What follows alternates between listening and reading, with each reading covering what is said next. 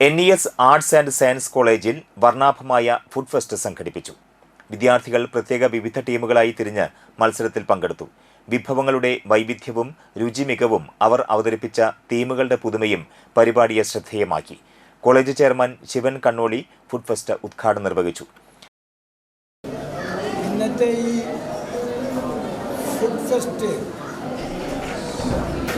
ഒറ്റ വാക്കിൽ പറഞ്ഞാൽ വളരെ അതിഗംഭീരമായാണ് വിദ്യാർത്ഥികൾ നടത്തുന്നത്.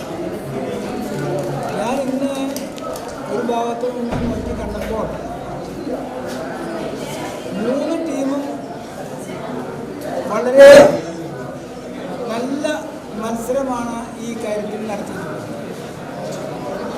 ഒന്നിനോട് മറ്റൊന്ന് കിടപിടിക്കത്തക്ക വിധത്തിലുള്ള പലഹാരങ്ങളാണ് ഉണ്ടാക്കിയിട്ടുള്ളത്. നാടൻ പലഹാരങ്ങൾ അവർ തന്നെ ഉണ്ടാക്കിയ ഈ വിഭവങ്ങൾ വളരെയേറെ ആകർഷകമാണ് എന്നാണ് എൻ്റെ അഭിപ്രായം. എന്തായാലും വിദ്യാർത്ഥികളുടെയും അതുപോലെ തന്നെ അധ്യാപകരുടെയും അതിന് നേതൃത്വം കൊടുത്ത ഈ സ്ഥാപനത്തിൻ്റെ അധ്യാപകരെയും ഇതിന് ജഡ്ജായിട്ട് വന്നിട്ടുള്ള നമ്മുടെ പ്രതിഭ രാമുവിനെയും പ്രിയപ്പെട്ട മുഴുവൻ വിദ്യാർത്ഥികളെയും ഈ ഫുഡ് ഫെസ്റ്റ് വിജയിപ്പിക്കുന്നതിന് വേണ്ടി അഹോരാത്രം പങ്കെടുത്ത് വിജയിപ്പിച്ചു. മത്സരത്തിന്റെ വിധി നിർണയം ഫുഡ് പ്രോഡക്റ്റ് സംരംഭകയും പാചക വിദഗ്ധയുമായ പ്രതിഭ രാമു നിർവഹിച്ചു. വിഭവങ്ങളുടെ രുചി, അവതരണം, ശുചിത്വം, പുതുമ, തീം എന്നിവ അടിസ്ഥാനമാക്കിയാണ് വിജയികളെ തിരഞ്ഞെടുത്തത്.